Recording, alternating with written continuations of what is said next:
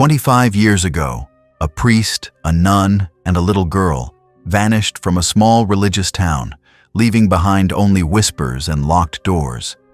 The town buried the silence like sacred scripture. No questions, no answers, just faith and fear. Now, the priest's daughter returns, chasing a truth sealed in dust, bone, and broken belief. What she finds will unravel everything they tried to keep buried. Naomi returned to her mother's old apartment on a late autumn afternoon. The sky was covered in a thick layer of gray clouds, and a gentle breeze tossed leaflets across the apartment complex walkway, carrying the musty scent of time. The apartment was on the third floor of an old building, with chipped and yellowed concrete stairs worn by the years. She stood before the door, silent for a long moment before inserting the key. Her mother's apartment was almost exactly as it had been the day she died, cluttered, cramped, but tidy in its own way. A small bookshelf stood flush against the window, the white curtain faded by the sun, and a vase of dried flowers had almost completely lost its petals. Naomi exhaled slowly. She didn't intend to stay long, only to gather the necessities before handing the keys back to the landlord. Her mother had lived here for nearly 20 years, a lifetime condensed into less than 30 square meters. Naomi had often wondered, how could she endure such loneliness day after day? But then she understood. Her mother wasn't alone. She lived with memories that Naomi had never been allowed to touch. Starting to clear out the bookshelf, Naomi glanced over the hardback Bibles, a few old poetry collections, and a tin box filled with sewing supplies. None of it was particularly special, until she opened the last cabinet door below, where her mother used to keep things locked away. The lock was rusted, but a small key on an old keyring still fit. The door creaked open. Inside, apart from a few faded notebooks, Naomi noticed a thin layer of wood at the very back. She gently pressed her hand. The plank was loose and could be removed. Behind it was a small space containing a tarnished tin box, carefully wrapped in lace. Naomi sat down on the floor. Her heart beat faster involuntarily. It felt like she had just opened a drawer of memories that didn't belong to her, or at least that no one wanted to mention anymore. She unwrapped the fabric and opened the box. Inside were three things: a letter folded into quarters, a rusted cassette tape, and a fragile, hand-drawn paper like a map. Naomi's hand trembled slightly as she opened the letter. The ink had blurred in places, but the handwriting was familiar. The handwriting of the father she had only read about and known through the religious texts he left behind before disappearing. The letter was undated. It was short, urgent, almost desperate. Lord, forgive us for what is about to happen. If anyone reads this, please do not believe their silence. Only that last line, the handwriting bold and scrawled, as if written in the last hurried moments. Naomi read it over and over, each word cutting into her memory like a dull knife. Please do not believe their silence. Who are they? Why had her mother hidden this letter for 25 years? She looked at the cassette tape. No label, just a light scratch on the back. Naomi pulled out the old tape player from the pile of old things. Her mother used to use it to listen to sermons. Now it lay dusty in a drawer. The batteries were still good. She inserted the tape and pressed play. The first sound was the wind, steady and cold, as if echoing from afar. Then came a man's deep, slightly trembling voice reading the Bible. Though I walk through the valley of the shadow of death, I will fear no evil, for you are with me. Then something, like sobbing. A child, a little girl? Naomi tilted her head. That little girl. Could it be Eliza? The crying was intermittent, then a scream rang out. Not long, just a choked scream, cut off as if someone was being pulled away suddenly. Then the tape stopped. Naomi pressed play again. Nothing more. The tape was short, less than a minute, but heavy as a lifetime she had never understood. She turned to the remaining piece of paper. It was a map, roughly drawn by hand in faded red ink. The path began behind the saint, Elora Church, crossed through a forest, and stopped at a single point marked with a crossed-out cross. The edge of the paper was slightly torn. In the right corner was a small, faded line, almost unreadable. "Everything starts here, but the truth is buried below." Naomi put everything down on the floor. She didn't know which emotion was overwhelming her: shock, fear, or anger. It all mixed together in her throat, choking her silent. For 25 years, she had lived in a closed box, where no one told the truth, no one recounted anything, and she was forced to accept that her father had disappeared along with Sister Maria Estelle and a little girl named Eliza. No one explained. No one would say where they had gone or why they had left. Only sympathetic glances, fragmented sentences. They used to work at the church. Then they didn't come back. Naomi had thought she had forgotten, had told herself that she didn't need to know, that the past was useless when the present was already too cold. But now, sitting in the dusty room with dim light, with the crumpled letter and the cracked tape in her hands, she realized the past had never disappeared. It was only suppressed by silence, something that could be heavier than death. Naomi looked up at the window. It was starting to get dark. The gray sky was fading to lead gray, and the streetlights flickered in the distance. She didn't know where she was going, but she knew one thing clearly. Elmsfield was waiting, not as a home, but as a gate that had never been closed. Naomi arrived in Elmsfield on a morning thick with fog. The state highway leading into town was still as narrow as it had been when she was a child, flanked by dense green forests, interrupted by a few old houses and faded signs. The wheels crunched lightly on the damp road, the sound echoing in the eerily still air. She stopped the car at the gas station at the edge of town. As she stepped out, the smell of oil mixed with the damp wood of the mountains filled her nostrils. Strangely familiar. For a moment, Naomi thought she had only left yesterday, not 20 years ago. The clerk was a middle-aged man, his hair streaked with gray, his back slightly hunched. When Naomi entered, he glanced at her through the glass, his eyes lingering a little longer when he recognized her face. Then, instinctively, he turned away, pretending not to notice anything. Naomi said nothing. She bought a bottle of water, paid, and left. She knew without asking, here, memories didn't die, but were kept like dust under the rug. No one dared to brush up. The motel room she rented was on the second floor of a small inn behind the old bakery. The room was simple, the bed linens faded, the window overlooking the cemetery of St. Elora Church. She chose this place, not by chance. Every path of memory led back there. She sat on the bed, opening the map her father had left behind. The red dot was deep in the forest behind the church. From here, it was less than an hour's walk. But Naomi knew the scariest thing wasn't the forest, but what people hid behind the calm facade. In the afternoon, Naomi walked towards the church.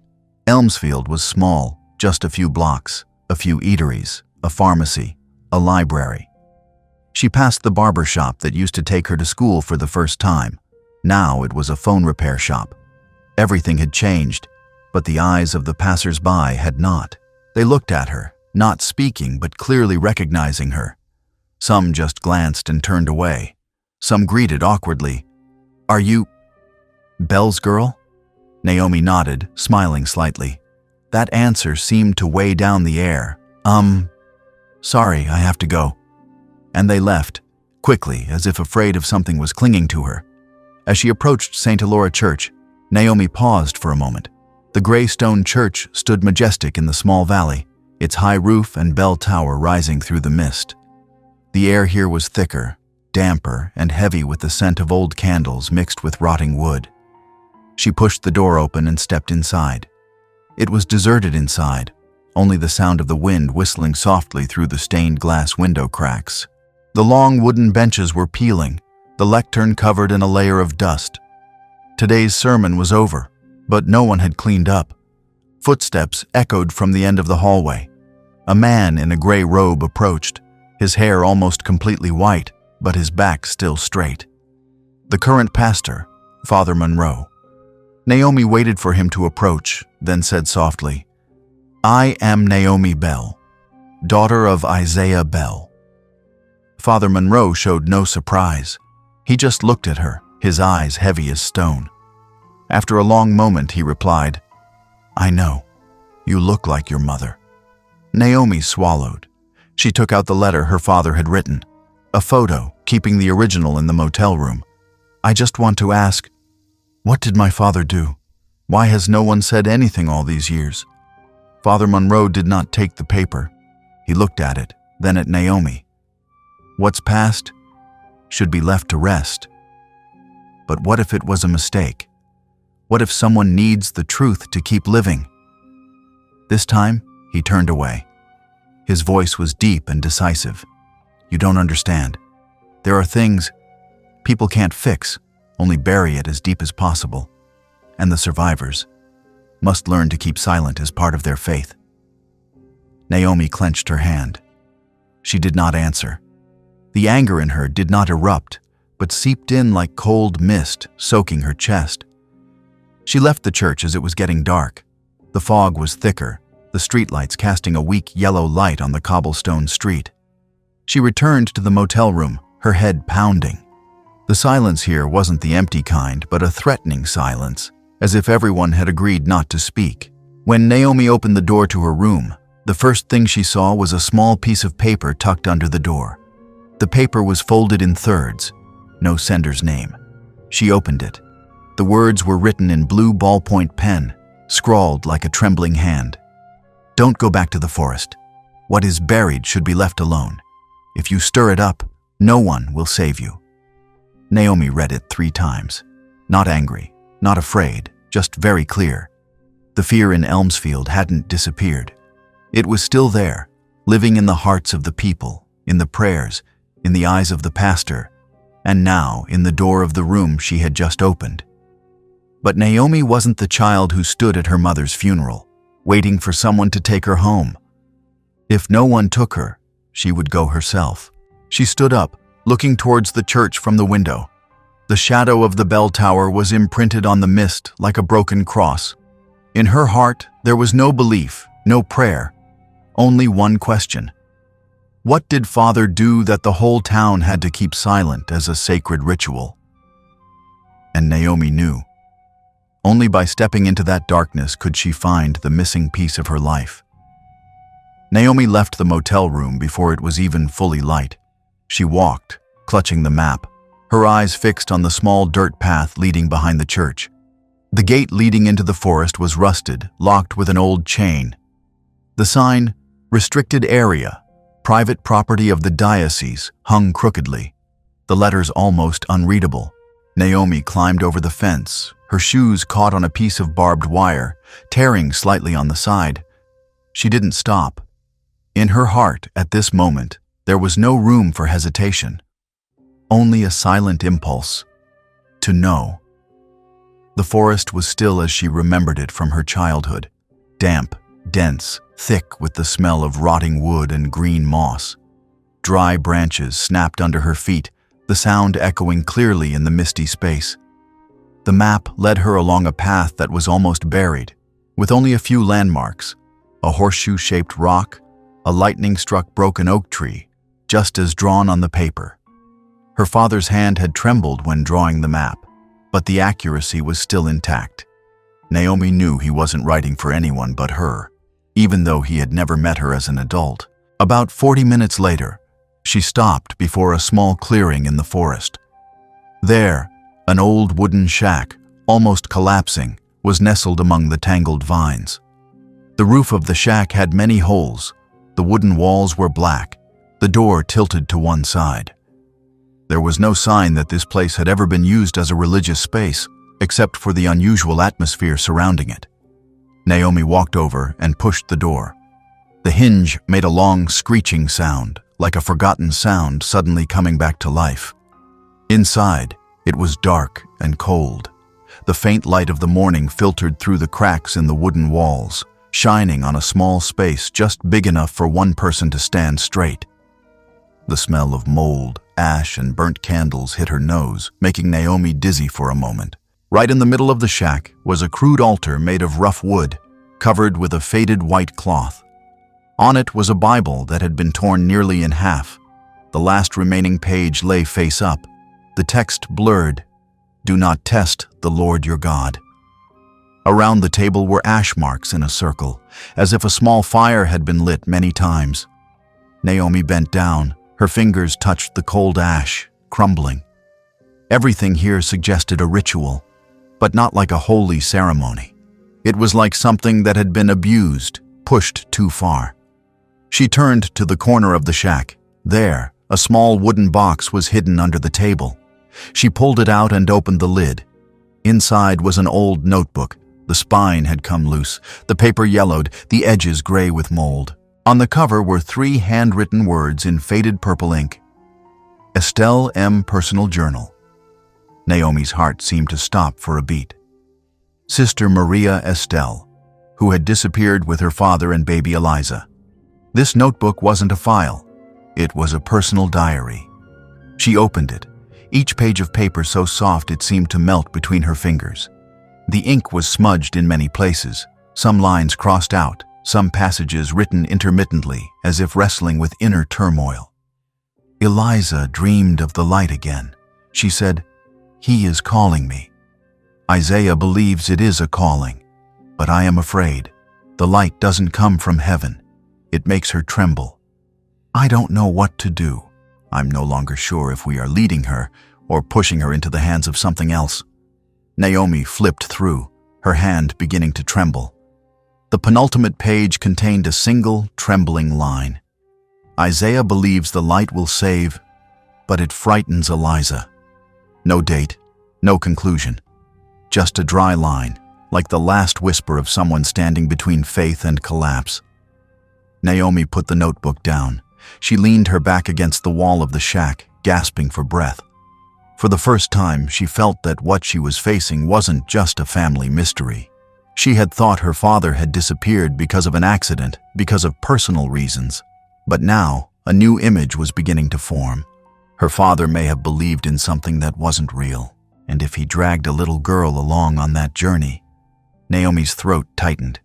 She remembered the scream on the cassette tape, the voice of an faceless little girl, a prayer interrupted, and the last message, "Do not believe their silence."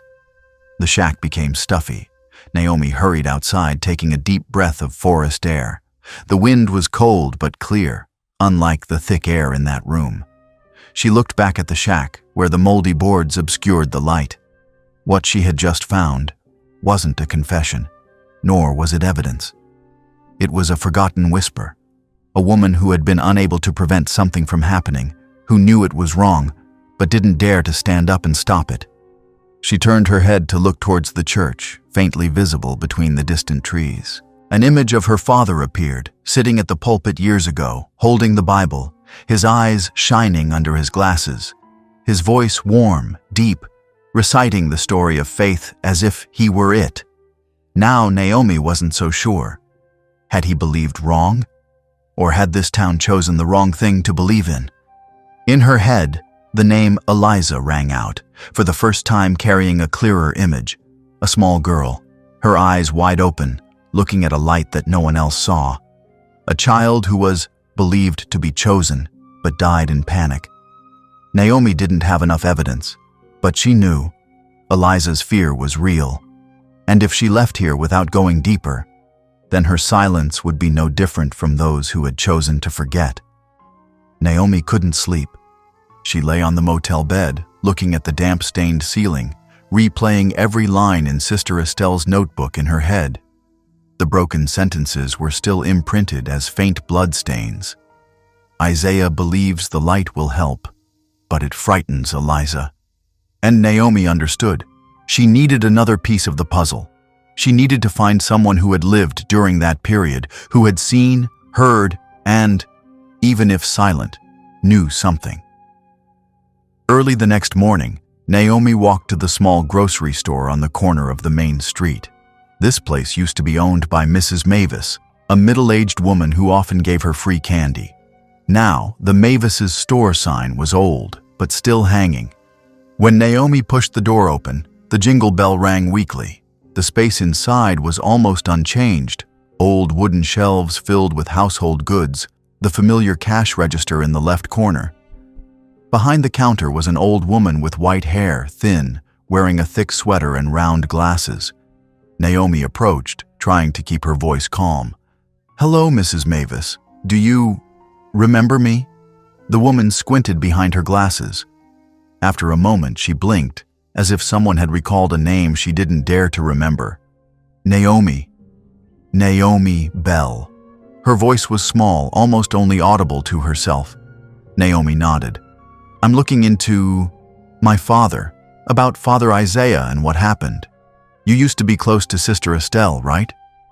Mrs. Mavis tightened the hem of her sweater slightly. A second of hesitation. Then she said, softly as the wind through the curtain, "There are things. Not everyone is silent because they don't know." Naomi held her breath. "So you know something, right?" "I know. That Estelle had stopped smiling since the last ceremony. That Isaiah became strange. But specifically, I wasn't allowed to ask, and I didn't dare to ask either. What about Eliza?" Mrs. Mavis was silent for a long time. Then she pointed to the end of the row of houses, where there was a small house with a light blue awning. "Mr. Johnson used to work in the church, was Isaiah's assistant. If anyone in this town knows, it's him." Naomi nodded, thanked her, and left. Her heart felt like stone. The reticence, fear, even after so many years, was still clearly present in every old person's eyes in this town.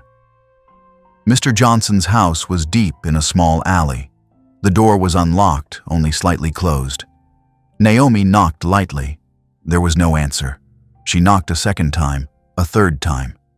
Until the fourth time, a hoarse voice spoke from inside. "Come in. The door isn't locked." Naomi stepped inside. The house was simple, wooden walls, yellow light from an old bulb. In the middle of the room, an old man sat on a leather armchair, covered with a woolen blanket, holding a worn-out Bible. His eyes were cloudy, but when Naomi appeared, that look became clear and silent for a long time. "I'm Naomi, I know. Isaiah's child." Mr. Johnson didn't need to ask. He said it as if that name had been waiting in his throat for years, just waiting to be released. Naomi sat down on the chair opposite him, her voice deep. "I need to know about Eliza. About what happened." Mr. Johnson closed his eyes for a moment, then opened them. It seemed he had decided that if he didn't speak now, he would never speak again. The girl was very special. A lot of people said that. She often sat in the front row of the church, staring up at the stained glass window. One day, she said she saw an angel smiling at her from the window. Naomi did not interrupt. Isaiah called that a sign. Sister Estelle was cautious. "I also didn't know who to believe." He paused, coughing lightly. Naomi gave him a glass of water. He nodded thanks. Once, Eliza fainted during the ceremony. It's not clear why. Her face was pale, her heart beating fast. But Isaiah said it was touching the sacred inspiration. No one was allowed to call a doctor. Everyone was silent. Naomi felt an electric shock run through her. My father deliberately didn't let people take Eliza to the hospital? He said, God would heal. The room became thick. Naomi clenched her hands, her lips tight. She didn't know who she was angrier at, those who believed in it, or those who knew it was wrong but didn't do anything. She looked up and asked, what happened then, after Eliza fainted? Mr. Johnson looked down at the floor. His eyes sank, his voice getting smaller like a confession. After that day, the church held a special ceremony, not widely announced. Only Isaiah, Estelle, and the girl. And then, everyone disappeared? Right. Naomi stood up, her heart beating fast. But as she was about to ask more, Mr. Johnson looked up, his eyes suddenly sharp. Don't ask any more, Naomi. Don't. your father's name, shouldn't be spoken loudly here anymore." "Because he was a sinner?" Naomi asked bluntly, her voice choked. "Or because he believed in something this town wanted to believe but was afraid of?" Mr. Johnson did not answer. He just closed his eyes, as if the entire past was rushing back through every wrinkle on his face. Naomi walked out of the house. The cold wind whipped across her face. She didn't cry, didn't scream, but in her chest was a large empty space, like a well that had just been dug but hadn't reached the bottom. She was angry with her father, very angry, not because of what he had done, but because he had dragged a child into what he believed was light. But deep in her anger, there was something even more disturbing. A part of her still believed that her father didn't intentionally harm anyone, and that was what scared her the most. Naomi stood before the thick, cold wooden door behind the hallway on the side of St. Elora Church. This was the entrance to the old archive, which, according to Mrs. Grace Holden, hadn't been visited in many years. When she gave Naomi the rusty bunch of keys, she only said one sentence: "Not everyone who keeps silent does so because they don't know anything." She didn't say more, but her eyes, as Naomi felt, contained a regret that couldn't be explained. She turned the key. The lock was stiff, squeaking as if protesting. The door opened, behind which was a narrow, dark stone staircase, the smell of mold and rust hitting her nose. Naomi turned on the flashlight. The light shone down on each dust-covered step, drawing broken figures of time. Reaching the bottom, she touched the wall, cold and wet. The space was narrow, the ceiling low, the three walls lined with rotting wooden shelves containing files, documents, books, and thick notebooks. It seemed that this used to be the parish's internal archive, but had been forgotten for a long time. Naomi began to search. A metal box, hidden behind a row of decayed files, labeled on the outside, "Medical Records, Foster Children." She pulled it out. Inside were hard paper file covers. Familiar names caught her eye. Eliza W. Naomi opened the file. Her heart seemed to slow down with each beat as the words appeared under the light.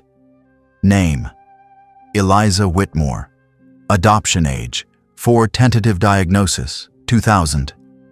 Visual hallucination symptoms: hearing and seeing unidentified images. Doctor's notes: shows signs of complex childhood emotional disorders. Recommended medical intervention and in-depth assessment. Naomi swallowed. Below, the doctor's signature was crossed out, replaced by a faded stamp. St. Elora. Internal Spiritual Counsel. She flipped to the next page. An internal record. The Eliza W. case was transferred from the parish council to Pastor Isaiah Bell and Sister Maria Estelle in the form of special handling, purification standard. The word purification was underlined in red, next to which was a scrawled handwritten note. Not public. No medical treatment. Prayer coordination. Soul liberation. Naomi stood still. Her eyes didn't leave the paper, but the world around her seemed to sway. Every line in front of her was no longer a document, but a sentence for a child who was robbed of the opportunity to live as a human being. In the corner of the room was an old wooden chest, almost submerged in darkness. Naomi pulled it out. The lid of the chest opened. Inside were black and white photographs, notebooks, and old tape recordings. She opened the photo file. An old photo, the edges peeling, taken of Isaiah Bell, Estelle, and Eliza sitting in a small room which seemed to be a prayer room. Isaiah placed his hand on Eliza's head. His eyes closed, his mouth mumbling, as if reading scripture. Eliza's eyes in the photo, Naomi would never forget, were not the eyes of a person being saved, but the eyes of a child begging to escape something she couldn't name. She pulled out another small notebook. The cover read, "Prayer Schedule, Eliza Case." The first page read, May 2nd, 2000, Stage 1, Observation and Approach. Eliza describes light and voices appearing after 9 p.m. May 10th, Stage 2, Experimental Purification with Holy Oil. Eliza reacts strongly, mild convulsions. but Isaiah believes this is a manifestation of opposition from evil spirits. Note: do not intervene medically, may disrupt the liberation process. Naomi threw the notebook on the table, as if it had just burned her hand. She gasped for breath, her chest hurting as if someone had punched her. Everything she had ever known, that her father was a kind preacher, that he had simply disappeared because of circumstances, was dissolving layer by layer. The truth was emerging like a nightmare. Suddenly, she heard a small sound, a very soft click from behind the wall on the left. She approached, running her hand along the cracks of the bricks. There was a slightly sunken brick. She pressed it. A brick recessed inward, then popped out a small gap. She tried pulling it. A hidden compartment appeared, about the depth of a hand. Inside was another cassette tape, black, unlabeled. A small piece of paper was taped to it, only writing, "The last time." Naomi put the tape in her bag, locked everything up, and walked out of the basement. She didn't want to listen to it right away. She needed to breathe, needed a space without dust, without files, without the word purification. The sky over Elmsfield was still as gray as before, but for Naomi, the light had changed color. She stood in front of the church, her hand on the cold stone of the wall. In her head, the biggest question appeared, clearer than ever. Can faith kill a child? And if so, did the person who held the Bible in his hand all his life ever know that he was doing wrong? She wasn't sure, but she knew. If she stopped at this point, Eliza would continue to be a whisper lost in the ashes, and she couldn't let that happen. Naomi sat in the middle of the motel room, the desk lamp casting a small circle of light on the table. In front of her was a remaining page from a notebook, sandwiched between the broken documents she had brought back from the basement under the church. It wasn't an administrative record, but a sigh turned into words. The handwriting was still Estelle's, slender, slanted, hurried. "I think I believed wrong. We called it a miracle, but that light was never warm. It only burned. Eliza no longer sleeps. She says the angels no longer stand outside the window, but stand in the fireplace. I tried to tell Isaiah that this wasn't a calling, but he looked at me as if I was the one who was doubting God." Naomi folded the page. Her hand rested lightly on the notebook, her palm icy. That night, she summoned all her courage to watch the cassette tape she had gotten from that room. Its sound was like a memory buried under the skin, now returning through her breath. Father Isaiah asked Eliza in a voice that was warm and gentle, "What are you seeing, Eliza?" The girl didn't answer right away. Then she whispered, so quiet it was barely human, "The angels are calling me, but this time, they're standing in the fire." Estelle was there, not speaking, but Naomi knew Estelle was standing in that conversation. Through Estelle's helpless sigh, Isaiah spoke up, his voice not hiding his joy. "It's a sign. Eliza is getting closer to the light than ever." Estelle spoke up, "Isaiah, the light isn't always from God. The girl needs to sleep, needs to be left alone. Number tonight is the time. We've been preparing too long. Or just you." The atmosphere fell silent, a silence that was terrifying. Naomi could feel it. It was the point of no return. The cassette tape continued, the sounds enabling Naomi to imagine every scene because she knew where they were when this cassette tape was recorded. Naomi could see them in the wooden shack in the forest behind the church. The candle was half burnt. The altar was set up simply in the middle of a floor of dry ash. Eliza was sitting in the middle, her legs trembling, her hands hugging her head tightly. Estelle held the Bible, not reading. She stood outside, her eyes watching Eliza, her heart churning. Isaiah knelt before the girl, placing his hand on her forehead, loudly reciting the scriptures. "Lord, please guide this soul through the night, back to the light. If there is a demon, please cast it out. If there is God, please do not turn away." Eliza screamed, "I don't want to go. I don't want to." Estelle stepped forward, her hand trembling, her voice breaking. "Isaiah, that's enough. This is no longer purification. You're torturing her." Isaiah continued to pray. His voice was louder, as if trying to drown out everything. The candle flickered. Eliza writhed, shrank, and suddenly fell to the ground. Silence. Estelle rushed forward, checking her pulse, shaking the girl's shoulder. Isaiah was still kneeling, not looking.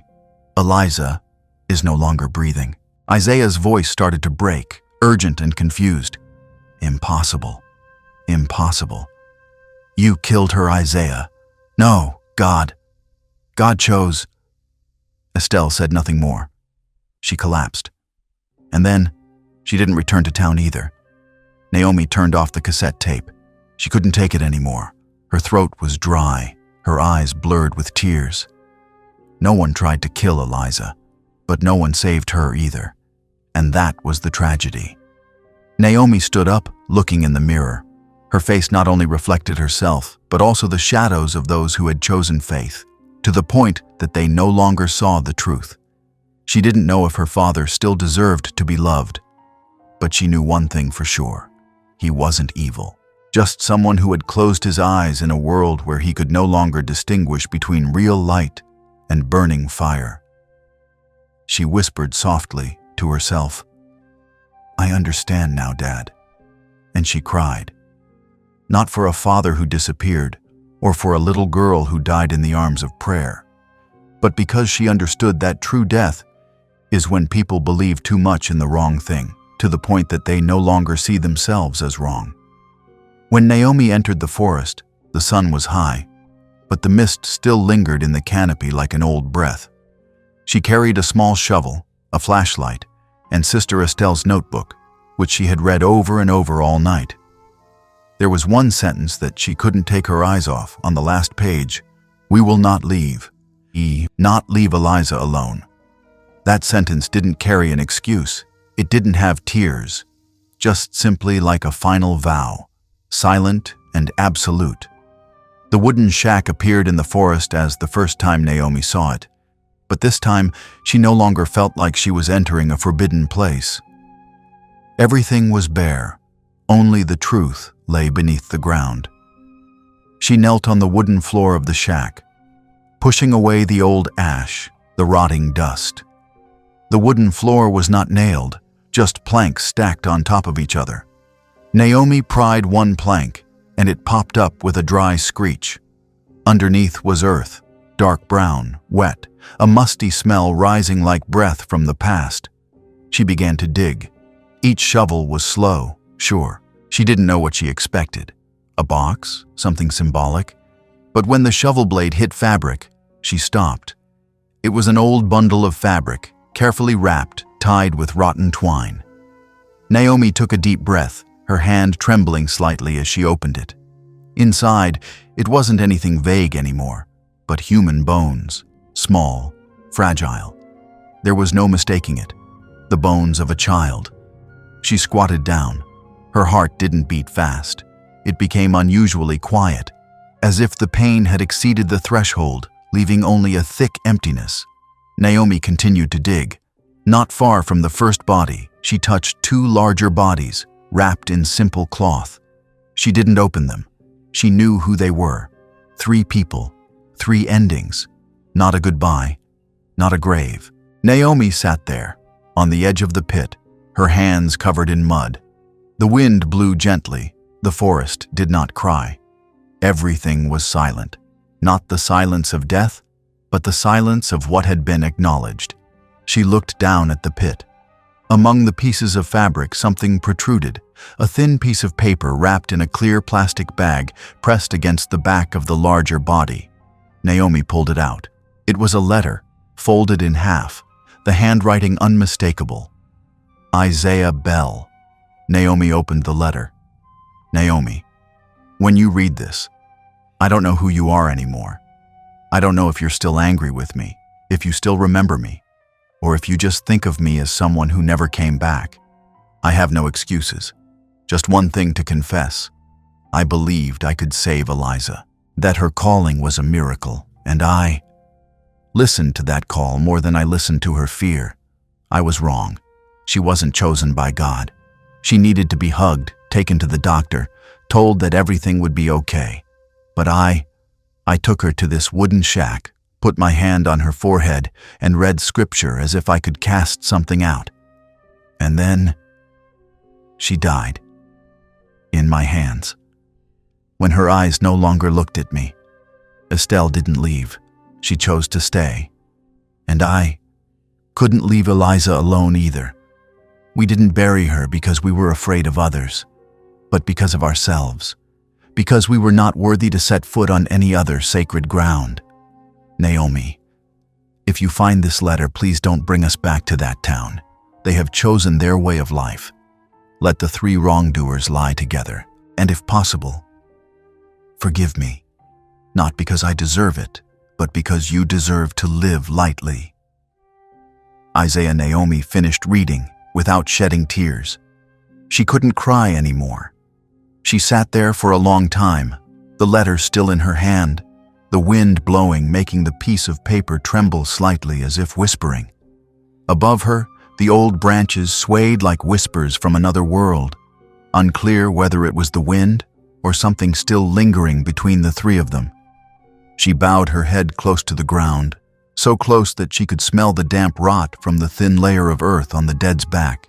In that moment, Naomi didn't just imagine her father, but she almost felt that he had sat here, right here, his back against the wooden wall, a pen in his hand, and his eyes looking down at Eliza. He had written this letter not to ask for forgiveness, but to be witnessed by someone for what he had once believed in, then lost. She looked up, the sky higher than she remembered. Between the canopy, there were streaks of sunlight filtering through, but not enough to warm the ground. Naomi placed her hands on each piece of fabric covering the bodies, then took the blanket she had brought, covering all three. For the first time, and also the last time, they lay together, not as a burden, but as a family. Naomi stood up, covering the earth back. Not using the shovel, she used her hands, lightly, each handful, like a lullaby. She placed 3 stones on the ground, no names, no inscriptions. Just 3 silent marks, left in the middle of the forest. Then she left. Without looking back, without promising to return, because from now on, she carried them in her heart, not as a wound, but as a final story that had been told completely. Naomi returned to town in the light rain of the afternoon. The sky was lead-colored, the water dripping in long droplets on the car window, blurring the familiar images. The grocery store, the bakery, the somber church like a final note that hadn't been written completely. She carried in her hand the cloth bag containing Sister Estelle's diary, Isaiah's letter, and both cassette tapes. That was the whole truth, nothing else. There was nothing more to find, only a silent question clinging to her. What to do with it? When she stopped the car in front of Mrs. Grace's house, Naomi saw her sitting on the wooden chair on the porch, holding a cup of hot tea. The wind pushed the curtains slightly, the wind chimes ringing softly like the whisper of the departed. She saw her, motioned her to come in, without asking anything. Naomi sat down on the chair opposite her. She didn't take the bag out of her hand, as if she put it down, she wouldn't be able to pick it up again. "You knew everything, right?" Naomi asked, as soft as the wind. Mrs. Grace didn't answer right away. After a moment, she nodded, her eyes not leaving the edge of the rainy porch. Not everything, but enough not to want to know more. Naomi tightened the strap of the bag slightly. "I found them. All 3. Mrs. Grace closed her eyes. There was no cry, no sign of sadness, just a very soft exhale, as if someone had held it in their chest all their life. They died, not unjustly, but also not exactly guilty. Naomi looked up. "If I bring everything to light now, would it still mean anything, Mrs.?" Mrs. Grace was silent. Then she said slowly, "That's up to you. I have no right to interfere." That sentence didn't strain, didn't carry a moral tone, but it rang in Naomi's heart like the morning bell after the funeral. In the evening, Naomi went to St. Elora Church again. The door was open, not locked. Inside it was dark, only the yellow light from the altar reflecting on the ceiling. She sat down in the third row, where her mother used to sit. In front of her was the pulpit, where her father used to stand, his deep voice echoing throughout the chapel, reading passages from the Bible that no one remembered clearly anymore. But now, Naomi could imagine him again. Not in a dream, but as if he was still standing there, holding the book, his eyes looking at her. And if you cannot forgive others, how can you expect God to forgive you? Naomi closed her eyes. Tears didn't flow out, but she felt her throat choked as if held tightly by an invisible hand. The next morning, Naomi went back to see Father Monroe. Mrs. Grace went with her. They didn't bring records, no evidence, just a request for permission. Naomi stood before the old pastor's desk, looking straight ahead. I found my father, and Sister Estelle, and Eliza. They never left town. Father Monroe looked at her for a long time. Finally, he nodded without asking anything more. And I want to bury them, here, in the church grounds. Without names is fine, just to let them return to the place they once trusted. A long silence. Finally, he opened the drawer and took out a bunch of keys.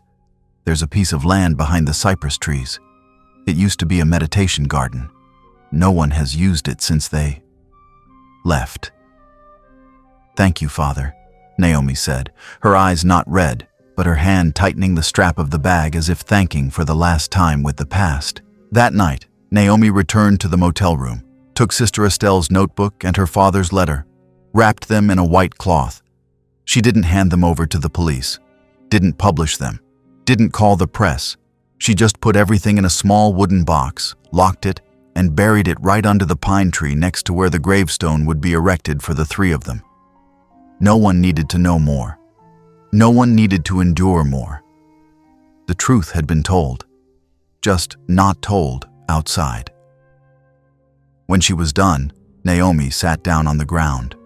The wind blew through her hair. The smell of earth and damp wood mingled in the wind. She placed her hand on the ground as she had placed it on the shoulders of her relatives, lightly, without clinging. She didn't know if she had just rejected justice or just completed a ritual of forgiveness. But she knew one thing clearly. Not all silence is complicity. Sometimes silence is the last way to keep the living from falling apart with the dead. One day in April. The sky wasn't sunny, but it wasn't raining either. The clouds drifted low like a thin blanket covering the sky. Naomi woke up early, her hand still aching from the night before, the night she sat carving each letter onto the gravestone. She didn't hire a craftsman, didn't ask anyone to carve it for her. She bought a gray granite slab herself, brought it to the meditation garden behind the church, where Father Monroe had quietly allowed her to use. The three graves were not in a row, nor were they distinguished by boundaries. Naomi buried them in the order her heart remembered, Eliza in the middle, as if still the center of all eyes and mistakes, and Isaiah and Estelle on either side like a protective fence, even if it was too late. Before that, she had carved the names of each person on a common gravestone.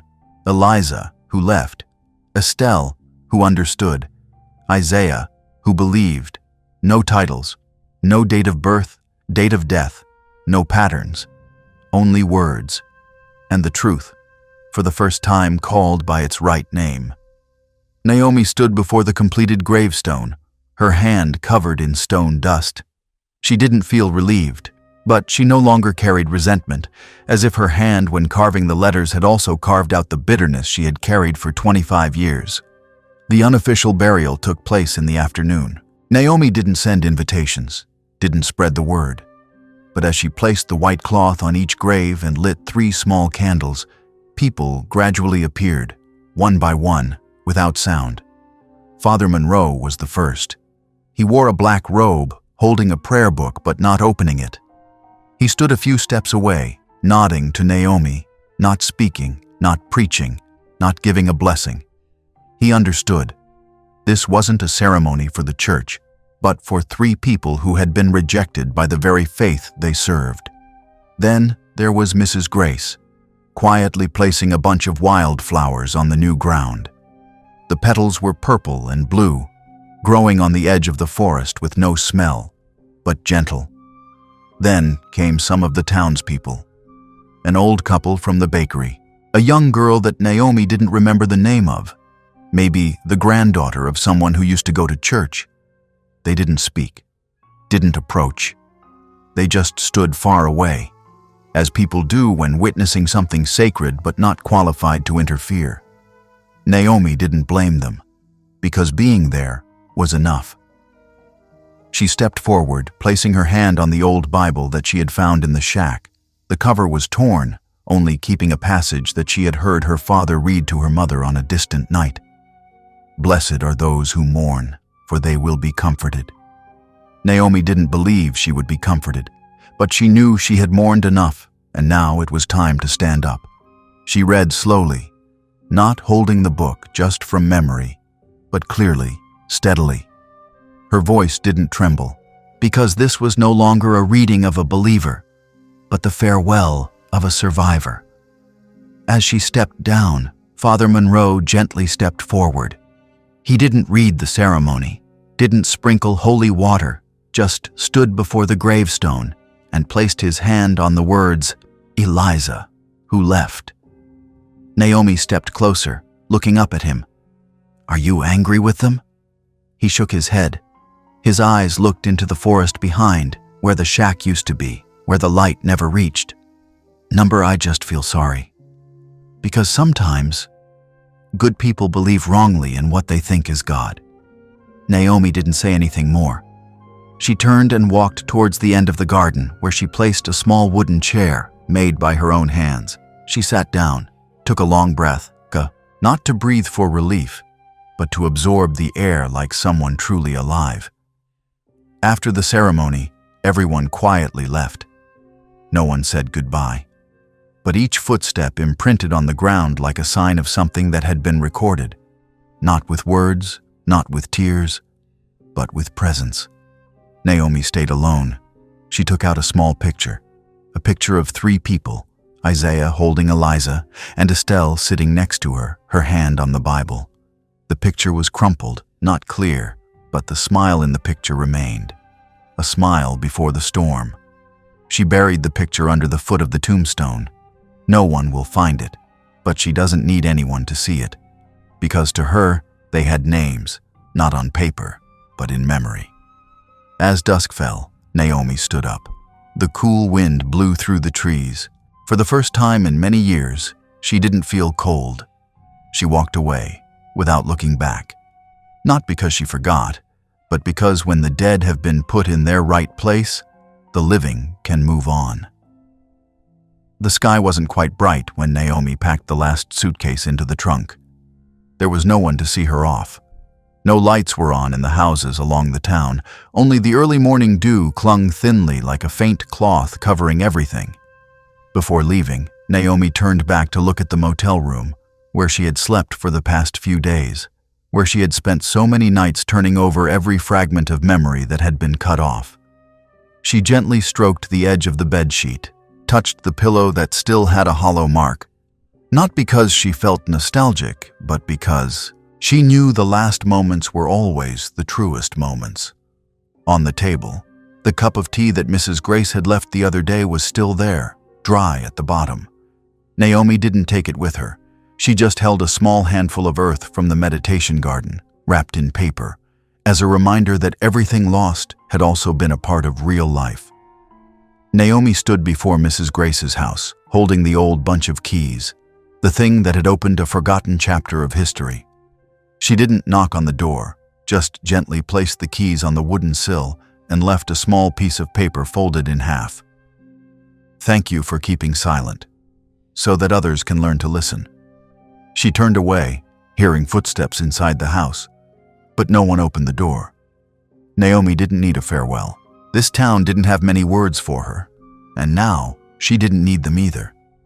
The car rolled slowly on the road leading out of Elmsfield. 2 rows of forest trees blurred in the mist like nameless shadows, bowing their heads watching someone who had just completed the ritual of leaving.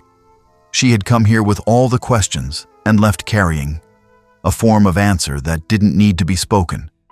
Sitting behind the wheel, Naomi reached out to open the compartment next to her, where she kept the three only things she would carry for the rest of her life: Sister Estelle's torn diary, Isaiah Bell's last letter, and the cassette tape. She put the tape into the machine, without forwarding, without hurrying to hear the ending, just letting it run from the beginning, intact. The first sound that rang out was the old machine crackling, then a short silence, and then the sound of breathing, heavy, restrained. Then her father's voice, deep and hoarse, rang out as if from another dimension. "My child, if you hear this, perhaps I am no more. But know, every faith, if it does not have compassion, becomes cruel." Next was a child's voice, Eliza's voice, laughing softly, then whispering something unclear. Naomi closed her eyes. She didn't need to understand the words, just needed to know it had existed. Then it was Estelle's voice, soft, confused, like someone trying to stay calm. "Isaiah, please, the girl is scared." A silence. Then Isaiah's voice again, small, almost praying. "God, if this light does not come from you, please take it from our eyes." The sound of wind, a scream. Then it turned off. Naomi opened her eyes. She didn't stop the tape, didn't rewind it. She let it run to the end, where there was only the sound of wind, the rustling of the forest, and the last hoarse sentence, "God, stay with those who know how to be silent." She turned off the machine. Through the car window, Naomi saw the church bell tower gradually recede into the background, becoming smaller, then blurred, then disappearing completely into the mist. She had once thought she would never want to see it again. But now, she just saw it as a scar. There was no need to erase it, nor to touch it, just to know it had been a part of her flesh and blood. As the car glided past the curve close to the forest, Naomi saw a child standing on the edge of the road. The boy was wearing a yellow raincoat, holding a small branch and drawing on the wet ground. He didn't look up at the car, but in an instant, that image made her see Eliza again. Not in a dream, but as someone who was being allowed to continue living in another, more normal place. Naomi didn't stop, nor did she look back, but in her heart she whispered, "You should have just been a normal child." She mumbled, not sure for whom, "If anyone asks, I won't tell, but I won't be silent anymore either." Not silent doesn't mean shouting. Not silent is not to continue pretending that she wasn't affected. Not silent is when she can see a child asking about the light of God and answering that light doesn't come from above, but from the way we treat each other. She looked in the rearview mirror, seeing nothing but the hazy mist. But she imagined she saw someone standing by the side of the road, their hand raised, waving slowly. It could be an illusion. It could just be her, waving goodbye to her 9-year-old self, the child who had been left behind, now allowed to leave. Naomi touched her chest, feeling the diary still close to her heart. No one needs to read it. No one needs to understand. Just she needs to know. She is no longer a witness, but a survivor who has the right to move on. She continued driving across the town line, where the old wooden sign with the blurred words, "Welcome to Elmsfield, peaceful in God," was almost completely covered with moss. Naomi smiled, very slightly. The first smile that didn't contain tears. She didn't know where she would go, but for the first time in her life, she knew she was no longer carrying a question, just carrying a story. A story that will not be written in the newspaper, not told on the pulpit, but will lie in every decision she makes, every time she chooses to listen instead of speak, every time she chooses to forgive instead of accuse. Because sometimes silence is not concealment, but is the final response of those who have endured the most.